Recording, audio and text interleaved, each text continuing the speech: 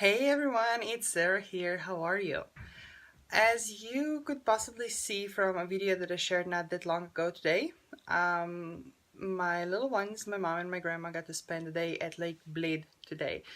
If you don't know what the place is, Google it up. It's one of my favorite places and it's the place of choice for my heart, mind and soul retreat because it has this amazing energy, not to mention the picturesque lake with a little island in the middle on which stands a Catholic church. Even though I'm not a churchgoer, I just admire and marvel at the artwork and the history behind it.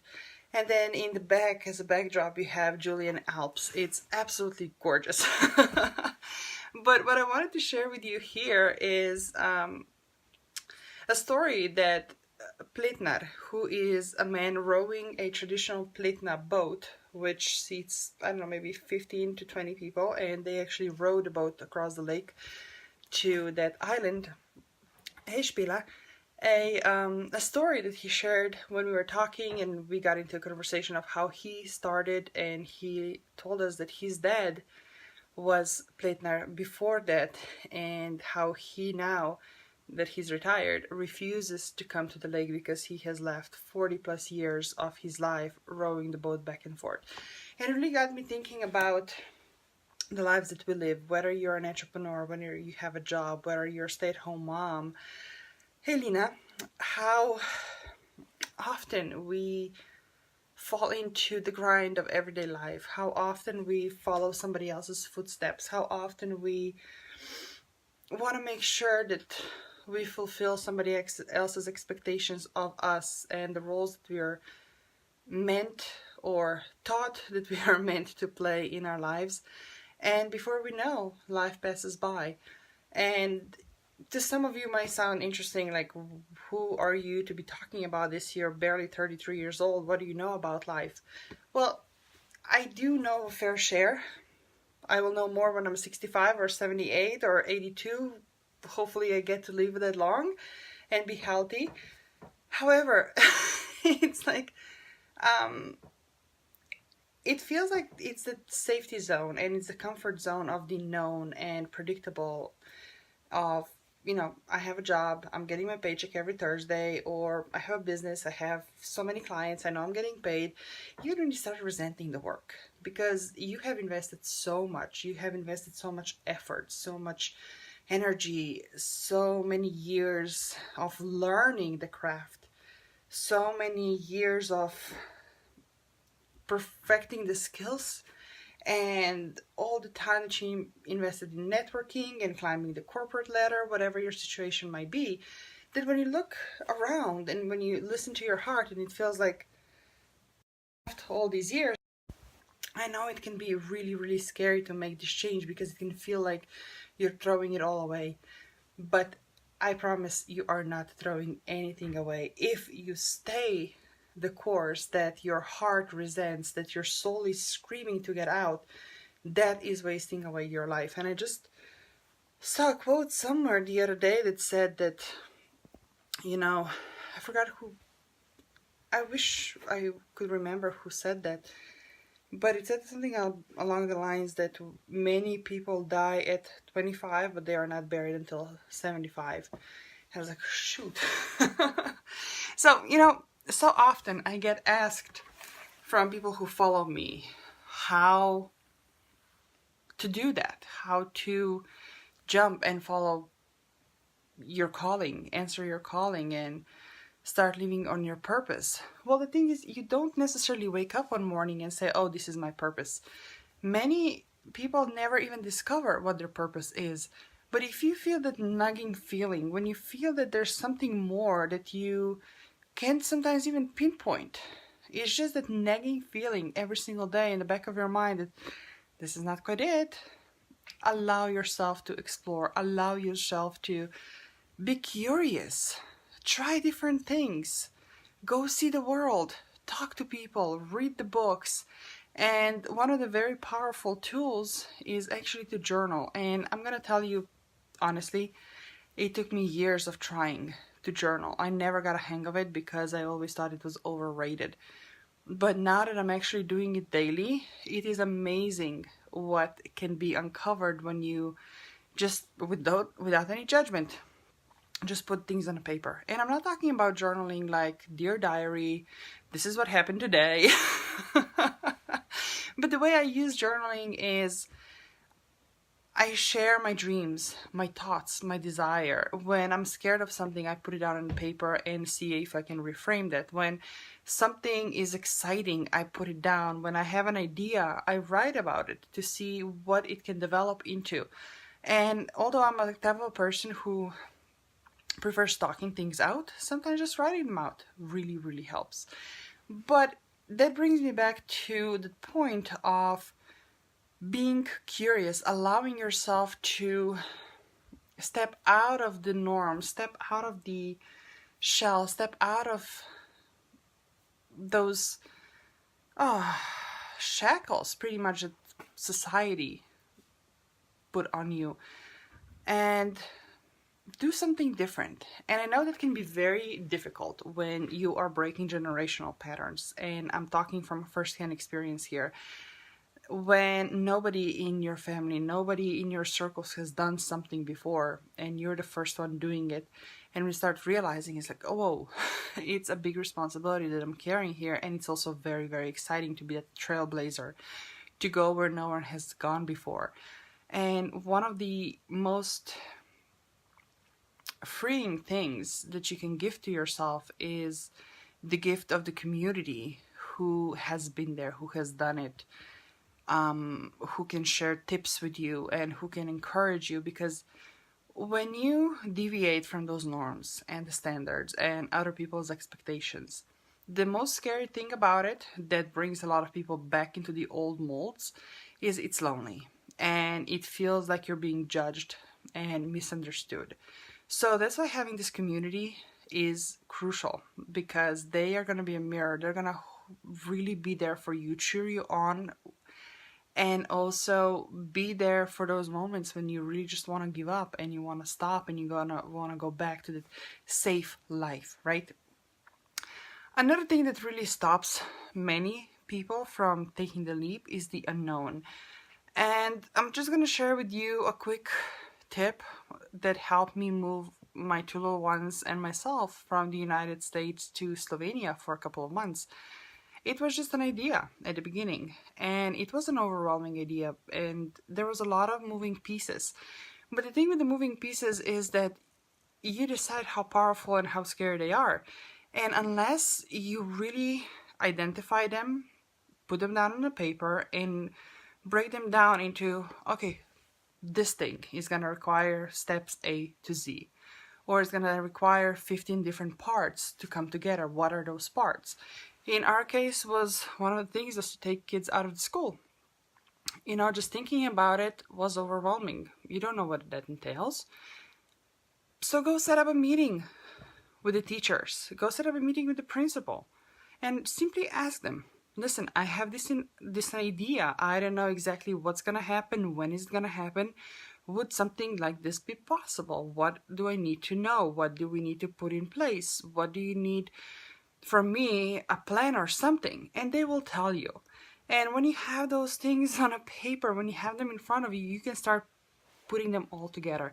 Same thing, booking flights or booking a place to stay, or if you're creating a business, you know, if you want to bring a business along, it has to be location-free business. What does that entail? You know, all of those little things, like I said, they can be really overwhelming when they're just floating around. But when you start putting them down, when you start to break them down into bite-sized pieces and actionable steps, it becomes really simple. And then you can really take that overwhelming idea and really break it down into steps that you know you can take. You can start eliminating things that don't work for you, you don't like, it don't support you. You can start automating things, especially in business. There's a lot of things that you can automate. You can start delegating things, again, in business and life. And we can go into very strategic conversation and very tactical conversation here. But I hope you really get the idea. Because the thing at the end, you know, it's been said and over again that one of the things that people do regret is that they had worked so hard, that they never took chances, that they never followed their hearts, that they never had the courage to take risk. And I know taking risks is scary. And taking risks, that could be, going on the other side of the world for vacation, or hiring a coach, or investing in a new business. There are different types of risks that we're taking. There are different dreams that we're having. But just sitting there and thinking about it, and then beating yourself up over the fact that you haven't done anything about it, and you let the years go by, and it's not going to help you. It's not going to help your spouse. It's not going to help your partner. It's not going to help your family. And ultimately, it doesn't even help your business. Because at the end of the day, everything is energy. And if you're miserable in the work that you do, if it feels like a job, if it feels like a grind, if it feels like a routine, why would somebody want to work with you if you don't want to work in your own business? If you don't want to do the work that you do, it feels pressure, if it feels like a necessity and a burden. And unfortunately, that is a lot of times that seems to be the path that we still choose, simply because it's safer. So really, when I heard a story this morning, it really got me thinking, and I was like, I really need to share this with my community here, because I know those of you in my circles, you guys are trailblazers. You guys are the ones who take the leaps, and you follow your heart, and you don't care if you get bruised and scratched along the way. You will dust yourself off, get up and try again, because you know that there's so much more for you to become, so much more to create, so much more to achieve, so much more to have, and so much more to give, that it's not even about the survival anymore. Because what your ultimate destination, your ultimate goal and desire, is to be able to really share your message, make an impact, and serve your people, serve the community. And that in itself, it's not just a little flame in your heart. It's a whole huge fire that gets you out of the house, out of the bed every morning, that gets you going every morning, that gives you the steam to push through the obstacles and to the days when even you feel like you just want to give up. Because let's face it, we all have those days when you look around, it's like, oh, right? But as long as your heart gets excited when you get to do what you get to do, when you can look at your kids and you're like, I'm doing this for you, and I'm being a role model for you, and I hope that one day, you get to see that it's... I'm working with a lot of moms and a lot of dads, and a lot of them say this exact thing. I'm doing this for my kids. I want to show them that at the end, it's all about what they choose to be, what they choose to believe, what they choose to become, and when they put in the work, when they put in the effort, that they can accomplish anything that they want. And being those role models and being the trailblazers for the kids, I think it's extremely brave and noble thing to do. And sometimes I like to say about my own that I don't necessarily look for them to be walking in my footsteps.